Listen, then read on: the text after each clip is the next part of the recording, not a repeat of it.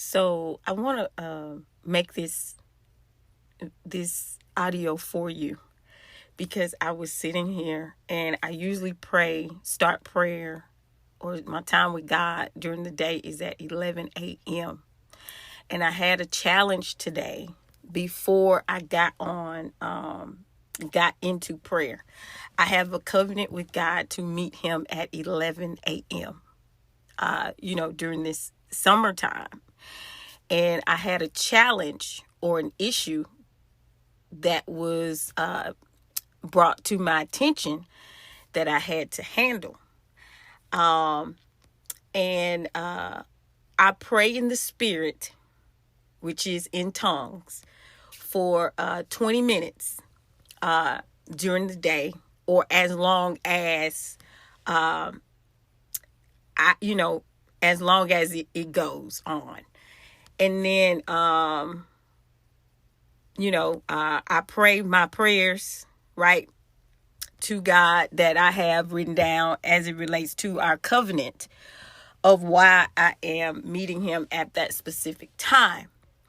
Now, as was sitting here, and sometimes we, in our thought life, we are talking in our thought life, right? Our thoughts are us speaking in our minds as it relates to situations that we're dealing with, right? And I can't say necessarily I was talking to the spirit. I was like just going through my mind, right? All of the things that are happening in the situations that occurred today and all week, right? So as I am sitting and I am calling these things out in my mind, right? Immediately after the thought ends, after I display or say what I'm concerned about, what may not happen, what should happen, how is it going to turn out? These are the thoughts that I'm having in my mind. And those thoughts are what I think towards me. Now, as I'm thinking these thoughts, the situation or the issue that I am dealing with, after I end my thought, I get a call that the situation is handled, right? So then when I finish, dealing with the situation, I sit here and I hear the spirit tell me, you think that you are speaking or meditating or thinking thoughts only to you, but what you are saying is actually you talking to me to fix it. So we think that when we're thinking thoughts that it's just between us, but in actuality, it's between you and the Holy Spirit. And what the Spirit told me was, when you think those thoughts, me as the intercessor, because Romans 8, he says that, and I'm going to go there. Give me 1 second. I want to go there because I want you to see this. In Romans chapter 8, it verses, I'm going to start with the 23rd.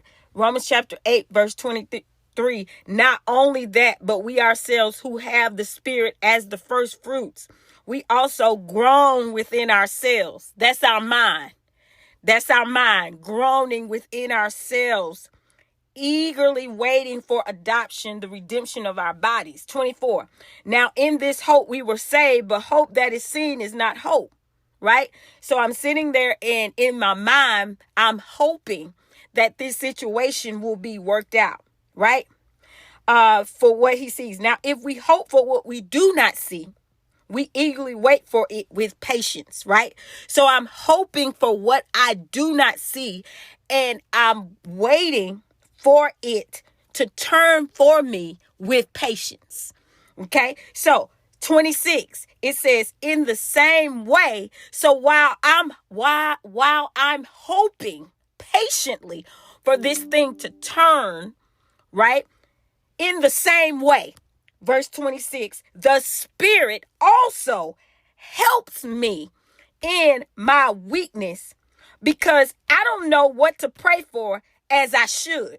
But the Spirit himself intercedes for me with unspoken groanings. So as I'm hoping and as I'm meditating, I'm thinking about these things, and I'm thinking that I am talking to myself or meditating or thinking to myself. The Holy Spirit is intertwined in this, and he's making intercessions on my behalf concerning what I hope for.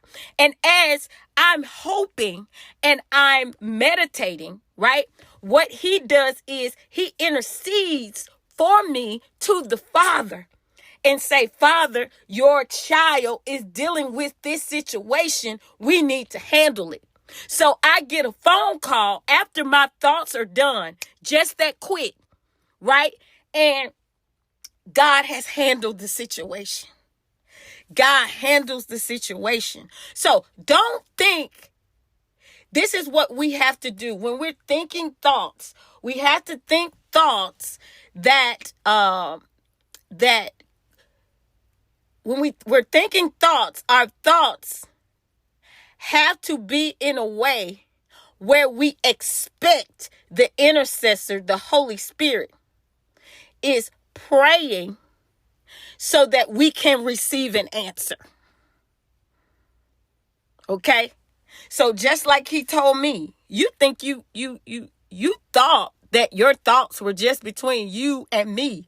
But remember, I am in you and you are in me. We are intertwined together. I live in you. So whatever you think, whatever thoughts you have, I am privy to those thoughts, to those concerns. And when you are talking or thinking those thoughts in your mind, I, as the intercessor, I am taking those thoughts, those hopes. I'm interceding for you with the Father so that they can be handled. Guys, whoo! God ain't playing about you, and he ain't playing about me. Okay?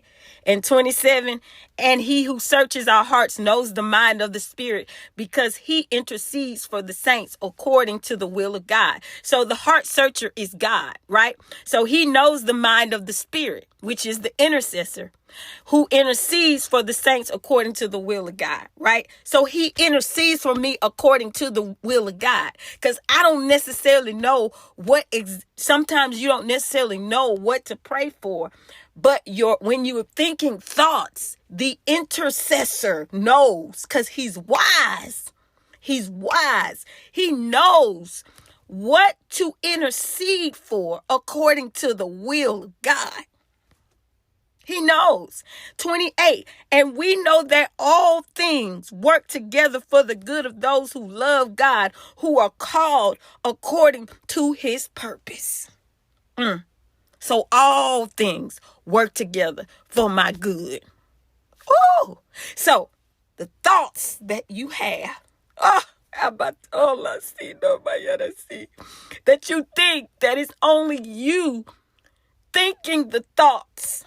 Remember that if Christ lives in you, if you are the vine, and if he's the vine, and you are intertwined with him, right?